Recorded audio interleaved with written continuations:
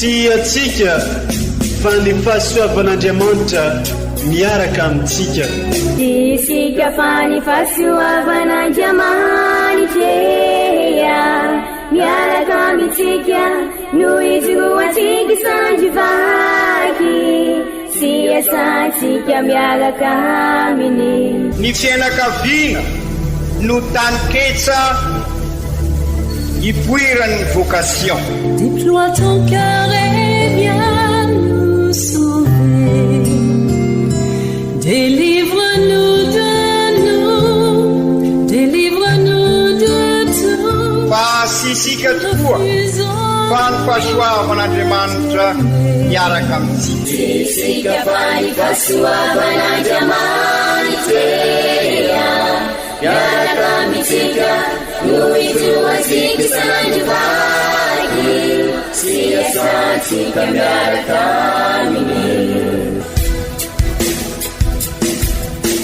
Fa olo raika atokotran'isika ao aminy, fianakaviana iray ao aminy, tsy misy hevitrevitra. Ny olo no mampizara indraindray, fa Andriamanitra i Jesoa lay mpiandrony tsara ran'olotra ny aina, olo raika ary ao amin'ny fiangonana ao amin'ny eglizy dia sambatra antsika mahasapa an'izay.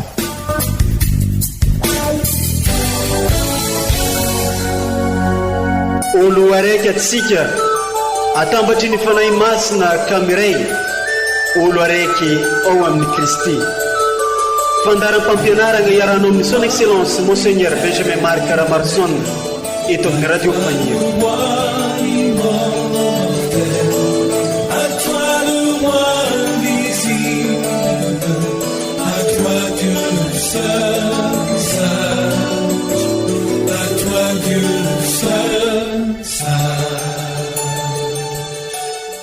Faly manolotro fiarabagna ho antsika jiaby izay mitandreny sy magnaraka trandry ity radiontsika Faniry Maria ity amin'izao fotoana izao.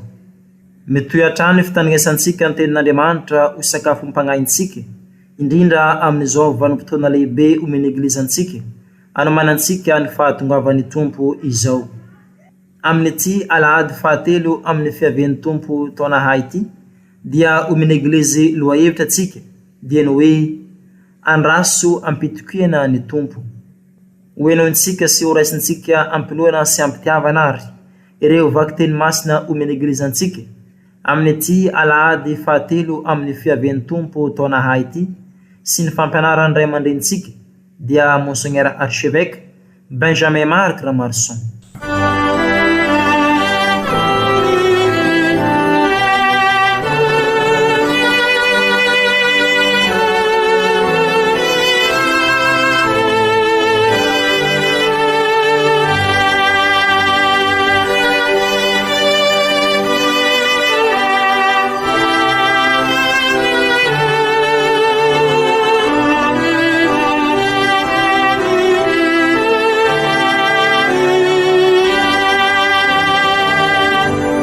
Fankalazana ny tenin'Andriamanitra, vaky teny masina voalohany, boky izay ampaminany.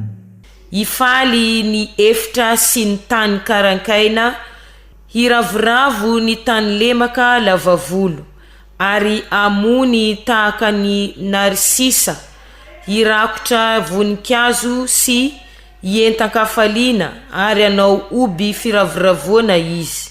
Omena azy ny voninahitry Libana mba amin'ny akantony Karmely sy Sarona. Izy ireo ahita ny voninahitry ny Tompo sy ny famirapiratany Andriamanitsika. Atanjao ny tanana osa, erezo ny lohalika mangozoozo. Ilazao ny mitebiteby fo ataovy hoe maka hery fahaza matahotra.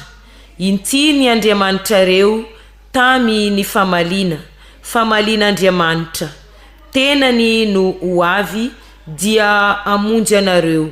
Amin'izay dia ahiratra ny masony jamba, alady ny sofiny marinina. Itsambikina ohatra ny serfa ny mandringa, inantsanantsa ny kafaliana ny lelany mona. Ho tonga osiona amin'ny obi-kafaliana ireo navotany Tompo, firavoravoana mandrakizay no feloany, fifaliana amampiravoravona no anenika azy fa ny sento amampijaliana andositra. Izany ary ny tenin'ny Tompo isorana ny e Andriamanitra.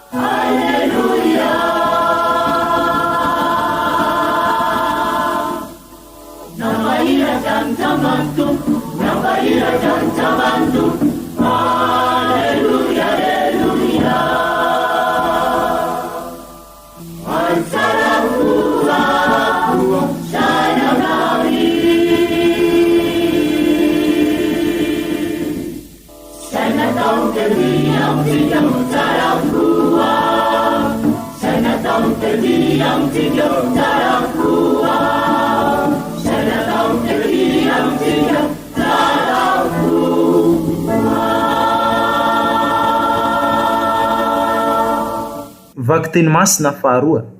Taratasy ny Masindady Jakoba apôstôly. Ry Kristianina havana, mahareta mandra-piaven'ny Tompo. Jereo ange ny mpiasa tany izay manantena ny vokatsoan'ny tany. Miandry ampaharetana izy, mandra-pahazony ny ranonorana aloha sy aoriana.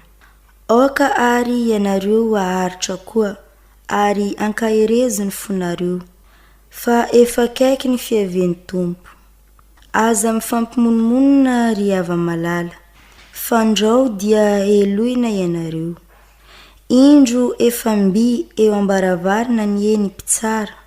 Oka ny mpaminany izay niteny tamin'ny anaran'Andriamanitra, ry Kristianina havana no ataonareo fankantaka amin'ny fandeferana sy ny faharetana. Izany ary ny tenin'ny Tompo, isorana ny Andriamanitra. Alleluia, yeah, alleluia, yeah, oh alleluia, yeah, alleluia, yeah, oh alleluia, yeah, alleluia, yeah, oh alleluia. Alleluia, yeah,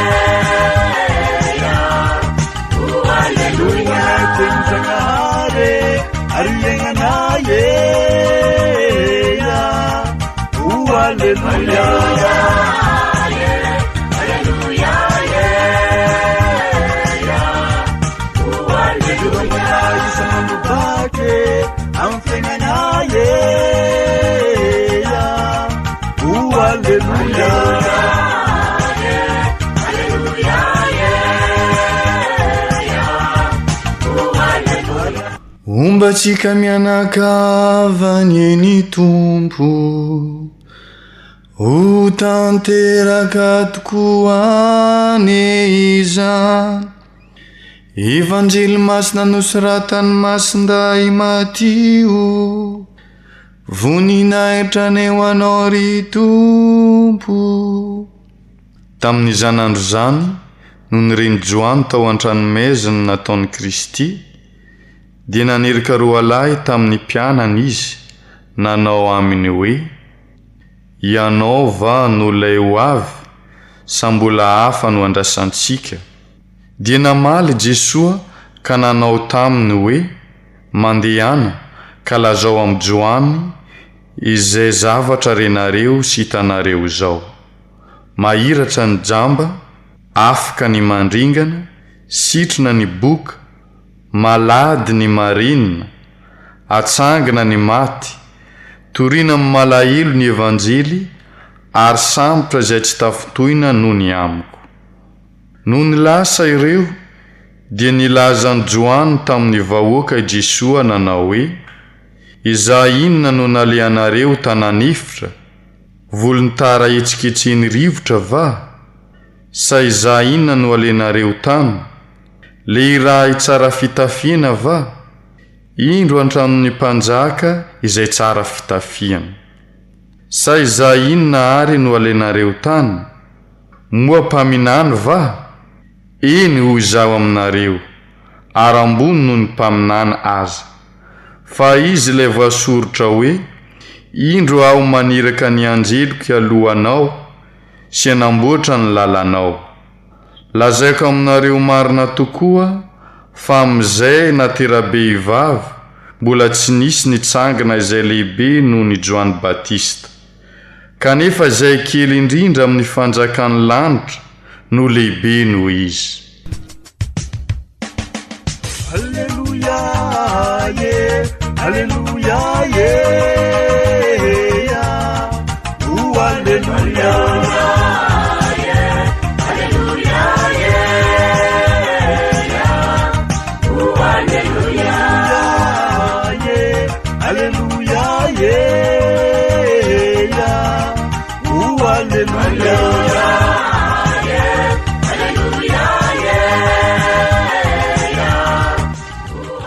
Izany ary ny teniny tompo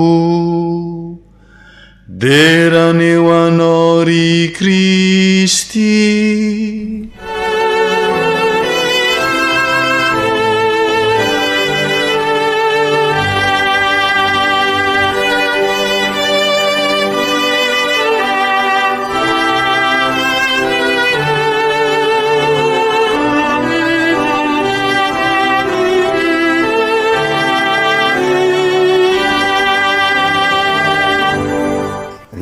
Kristianina ava malala amin'izao lahady fahatelo amin'ny fiavian'ny tompo izao, izay ansoina ihany koa aladiny hafaliana, satria arak'ireo vaky-teny aroson'ny eglizy amintsika ny ihany ity dia efa azo lazaina fa efa feno hafaliantsika, satria ilay fanantenana izay andrasasika tokoa amin'izao fiaviana amin'izao avana izao dia efa eo anivosika. Ary izay indrindra no nahatonga ny masindahy Paoly entan'ny fanantenana ao amin'ny vaky-teny faharoa fa ho avy tokoa ny fiadanana, ary efa eo anivosika ka milaza sy ampisalasalana izy manao hoe mifalia mandrakariva ao amin'ny tompo. Eny averiko indray mifalia satria efa akaiky ny tompo. Sy Andriamanitra lavitra tokoa no Andriamanitsika, Andriamanitra miara-dalana amintsika izy, marina misedra zavatra maro sika fa Andriamanitra eo anivosika. Ka izany indrindra no mahatongary ny liturgia amin'izao alahady fahatelo amin'ny fiaviana izao manentana antsika ziaby, na dia eo aza ny mety mavesatra araka ny voalaza teo, na dia eo ny manahirana na ny sedra mety mitondra fahoriana amin'izao fiomanantsika ny fahatongavan'ny teny onofo izao, dia aoka ho feno hafaliana tokoa isika satria eo anivosika Kristy, ary Kristy izay sy nanota nanaiky ho fahotana ibaby ny fahotantsika rehetra ary zay no natongavany ary nitondra n'izay fahotantsika zay teo amin'ny azo fizaliana ary de ny fantsina teo amin'ny azo fizaliana niaraka taminy ny fahotana fa nahandresy izy ary zay no mitondra hafaliana ho atsika tenin'izao satria ny noely sy misaraka amin'ny paka ny teny tonga nofo tonga mofo tonga haina hoy ny teny mahazatra asika. Ny tapany voalohany io no andraindraisika amin'izao noely zao ny teny tonga nofo ka raha tonga nofo ny zanak'Andriamanitra araka nylazaitsika teo dia aoko sapasika fa miezaka isika ary miaona aminy ary ao ny lakile ny zava-drehetra miankina amin'ny fahaizasika mandray azy dia ny marina tokoa manko dia Andriamanitra ny manantona antsika izay natao hoe incarnation tonga nofo fa miankina amintsika koa nefa ny mahatanteraka an'izay incarnation zay zany hoe raha mandray azy sika dia tonga nofo eo amin'ny fiainantsika izy ka inona ary no anjara-piainantsika ary izay nitondra hafaliana amintsika dia ny fibebahana ka mampirisika asika ry kristiana havana ary zay no ambaran'ny hafaliana ny olona mibebaka dia mitondra hafaliana mandrakariva ny fibebahana mitondra hafaliana mandrakariva ka okary arakaraky ny anokafatsika ny fosika andray azy no mahaeo azy eo amintsika no ahatonga hafaliana amintsika ary zay noely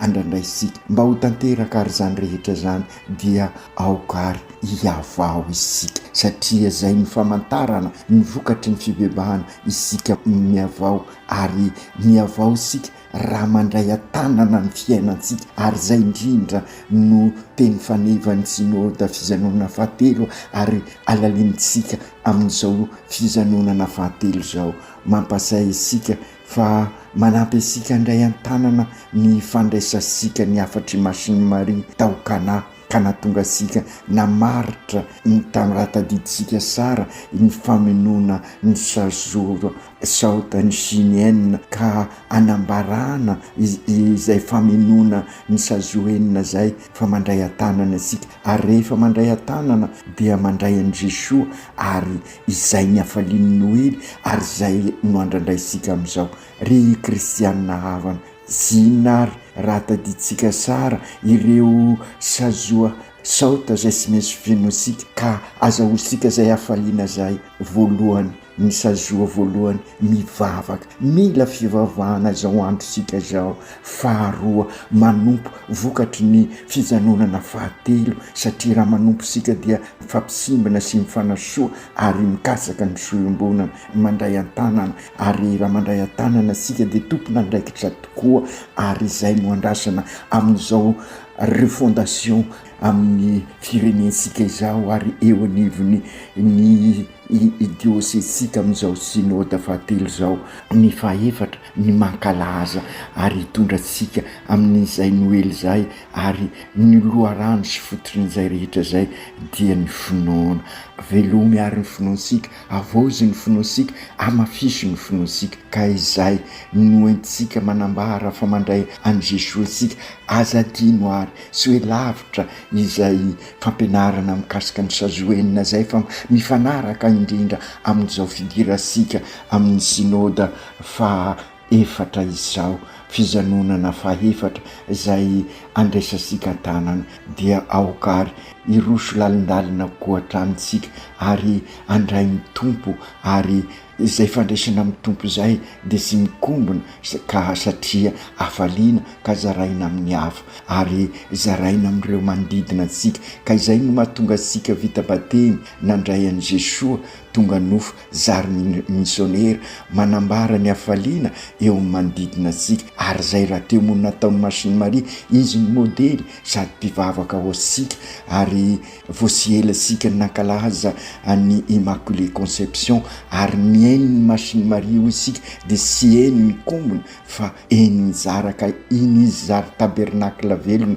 mizara ny vaovao mafaly ka izay ihany koa isika zary tabernakla velona mpivahiny ny fanantena fanantenana mamafy fiadanana eo amin'ny mpiarabelona sika ary ao koa sarosika ry kristianina havana fa maro ny Elizabeta miandry asika amin'izao andro sarotra izao mila hitondrana an'izay hafalian'ny Noely zay ary araky ny avarimberiny Papa François tamin'ny fotoan'androny zay miona amin'ny Kristy ho izy dia sy maintsy miova ary zay no ahafantarana fa niona amin'ny Kristy ary sy maintsy mampiova ny hafa. Zay no vokatry ny fibebahana marina.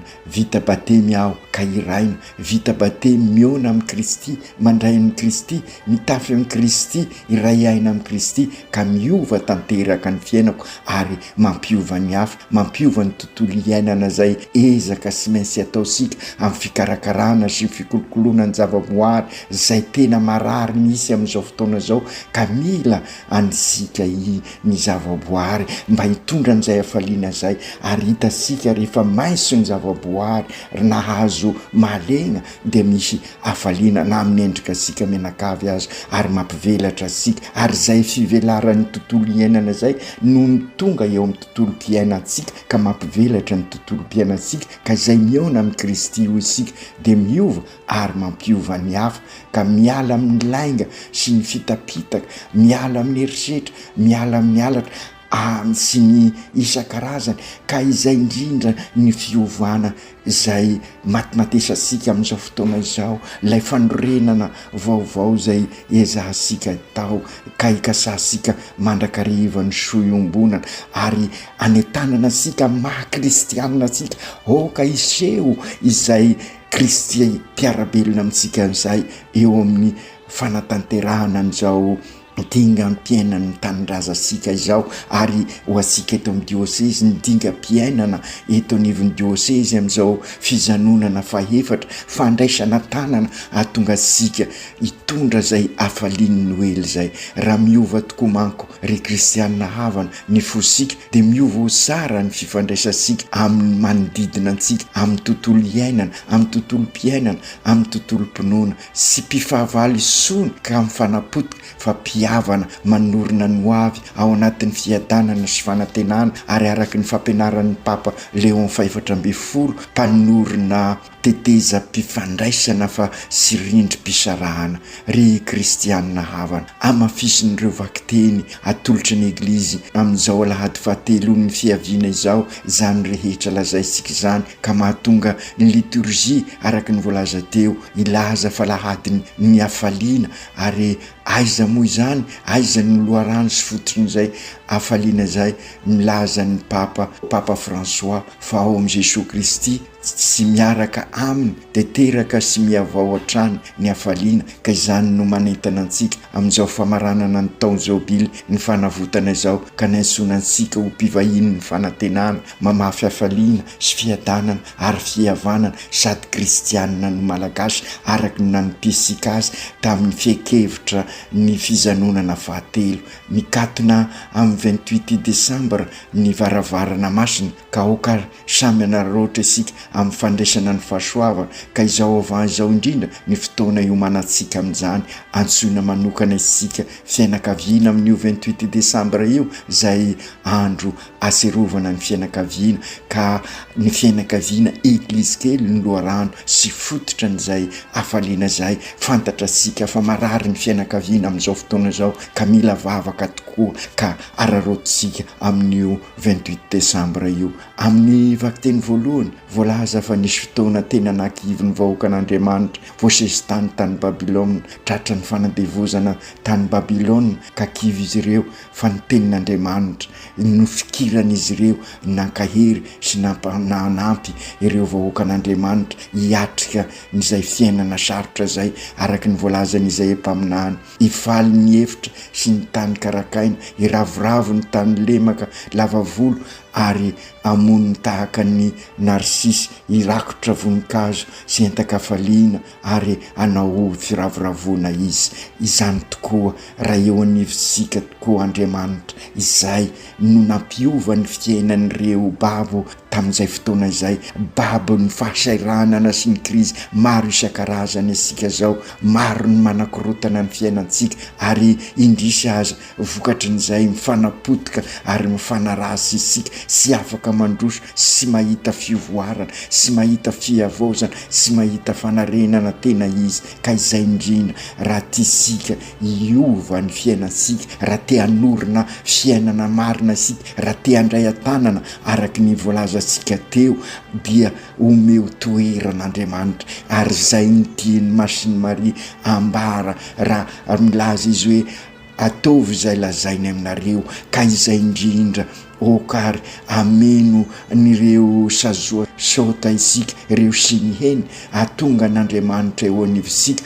ka ampiova ny fiainansika ary afaka nova ny fiainan'ny hafa ary tondra hafaliana ary zay no hafaliana andrasasika amin'ny Noely. Ny teny tonga nofo, nofo tonga mofo, mofo tonga aina. Izany no mahatonga ny Eukaristia ho Noely ary Noely zary Eukaristia sady aoka itondra faliana mandrakariva amin'ny fiainansika ny fankalazana ny Eukaristia. Ka izay indrindra ny voalaza ao mivaky teny voalohany amin'izay dia ahiratra ny mason'ny jamba, alady ny sofin'ny marenina, isambikina ohatra ny serfa ny mandringa, inansanansa-kafaliana ny lelan'ny mona ho tonga ao Siona amin'ny obo-kafaliana ireo navotany Tompo. Firavoravona mandrakizay no fialohany, fifaliana ampiravoravona no ahenin-kazy, fa ny sento ampizaliana andositra azy.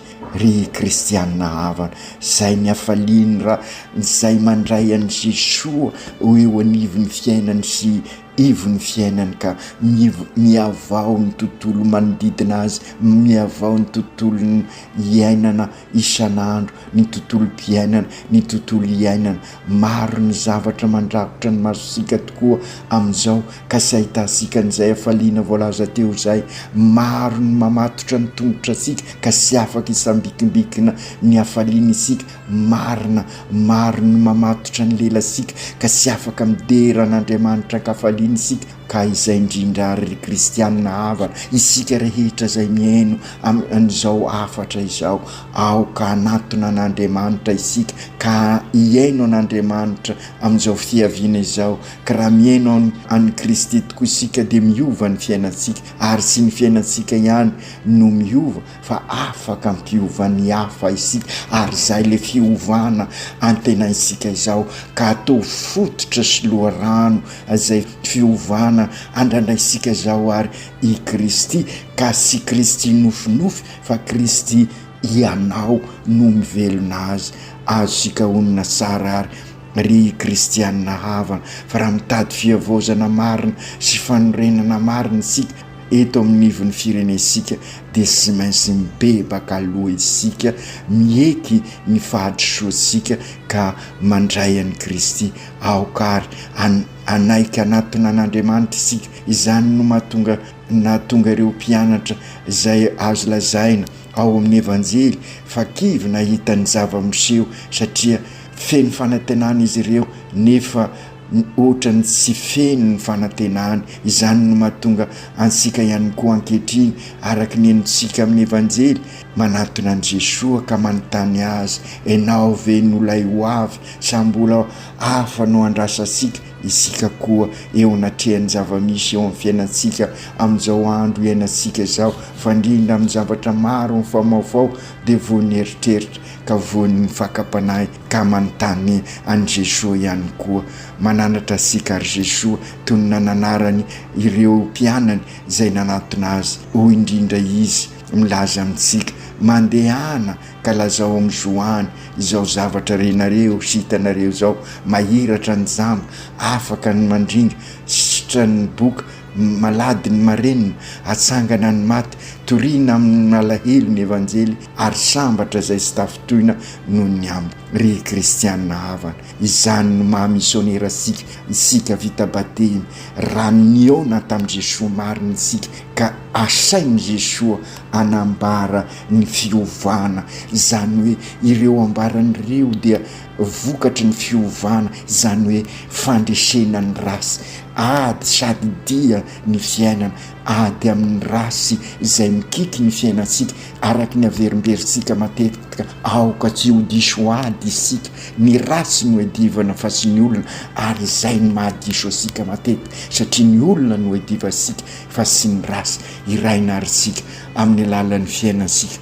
Vokatry ny fibebahana marina ka mahatonga asika mameno ireo sazohenina ka mampiova ny fiainatsika. Marina sy hoe anao fahagagana no asan'ny misionera, fa ny asan'ny misionera mahiraka azy dia manambara ny anrana azy amin'ny alalan'ny fiainany ka toriny amin'ny fiainany tokoa ny fiovana rehetrarehetra vokatry ny avy ao anatiny ary entinety ivelany. Ka izay koa no andrasana amintsika ry kristianina havana. Izao tokoa ny vanim-potoana sy maintsy mametraka mazava ny anjara toerana maha kristianina katolika isika sy hoe hipoerapoera fa maneo amin'ny fiainana manontolo ka sy misy efitrefitra ny finoana sy ny fiainana. Io lailazay isika sy miambahamba hoe mahay mampitrotra ny finoana sy ny fiainana andavanandro. Ny fandraisana tanana araky ny sinôda fijanonana fahefatra no maneho izany. Mandray antanana isika raha mandray an'i Jesoa ary izay ny atao hoe Noely. Raha kristianina marina, kristianina katolika marina tokoa isika ka ato amintsika i Kristy dia miova ny fiainatsika ary manova ny fiainan'ny hafa. Ary izany indrindra no ambarany vakiteny faharoa ny taratasy masinday Jakoba. Oka eo anatrehan'ny zavamisy izay mety hakivy ansika, oka isika anana faharetana. Izay koa zany ny toetra sy maintsy ananana eo anatrehan'ny zavamisy amin'izao fotoana izao, anana faharetana ka ifankahery ary ankahery ny hafa amin'ny ataosika toy izay fanapotika ary afaka ifampizarany manta sy ny masaka, ifampisimbana ifanasoa. Izany no mahatonga ny masinday Jakoba ary amin'ny vakiteny faharoa mananatra asika ziaby ary mankahery asika. Aza mifampimonomonina ry hava malala, fandrao dia elohana ianareo ino efa mbia ambaravarana ny mpisara aoka ny mpaminany izay miteny tamin'ny anaran'Andriamanitra ry kristianina havana no ataonareo fakataka amin'ny fandeferana sy ny faharetana. Zereo angeny mpiasa tany izay manatena ny vokasoany ny tany miandry ampaharetana izy mandra-pahazon'ny ranonorana alohan'ny sy aoriana. Aokary ianareo aharitra koa ary ankaherezi ny fonareo fefakaiky ny fiavian'ny tompo. Izany no manentana antsika hikatroka bebe koa ry kristianina havana amin'ny famenoana ireo sazoahenina ireo sy ny enina mba hahitasika vokasoa eo amin'ny fiainatsika, fa indrindra amin'izao isika miatrika ny fijanonana fahefatra izao. Ry kristianina hava malala, andro fiandrasana Noely efa akaiky izao.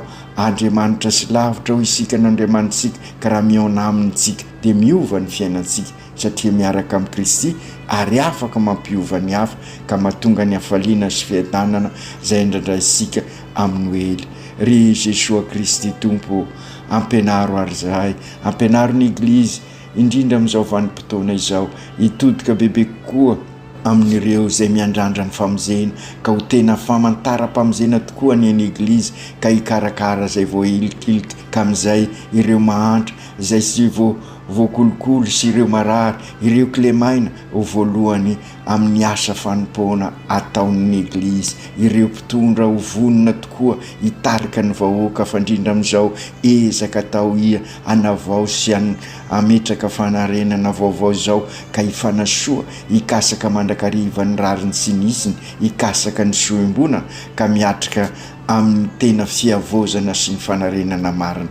Ry Andriamanitra raha io ampio zahay anokatra ny fonay mba hay andray an'i Jesoa zanakao amin'izao Noely efa akaiky izao ka hahatonga anay tokoa ho tena zanakao malalanao ka amin'izany izahay ho zary famantara-pamonjena amin'ireo manodidina anay. O Kristy mpiarabelona, Masiny Maria reny io nahay ny omana nandray an'i Jesoa ianao ka ampianaro zahay ahay andray an'i Jesoa ka raha mifanozo aminy tokoa dia miova ny fiainanay ary ahay ampiova ny hafa ka zary tabernakla velona ary ho mpivahiny ny fanantenana. Masinday Josefo nahay niona tamin'i Jesosy ianao ka niova ny fiainanao tantany ny fianakaviana rehetra eglizy kely ahay iona amin'i Jesosy amin'izao fiomanana akaiky dia akaiky amin'ny Noely zao. Aoka tanteraka izany amin'ny anaran'ny Ray sy ny Zanaka sy ny Fanahy Masina. Amen.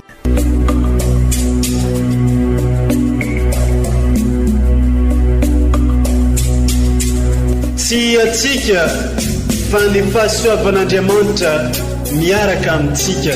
Isika fa ny fahasoavan'Andriamanitra miaraka amintsika noho izoatsika sandrivaky sy asantsika miaraka aminy.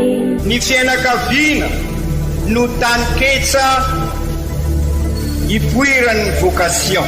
Déploie ton cœur et viens nous sauver. Délivre-nous de tout. Fasisika tokoa fa ny fahasoavan'Andriamanitra miaraka amintsika. Isika fa ny fahasoavan'Andriamanitra miaraka amintsika noho izoatsika sandrivaky sy asantsika miaraka aminy. Fa olo raika atokotran'isika ao aminy, fianakaviana iray ao aminy, tsy misy hevitrevitra. Ny olo no mampizara indraindray fa Andriamanitra i Jesosy lay mpiandrony tsara ranolotra ny ainy olo raika ary ao amin'ny fiangonana ao amin'ny eglizy dia sambatra atsika mahasapan'izay.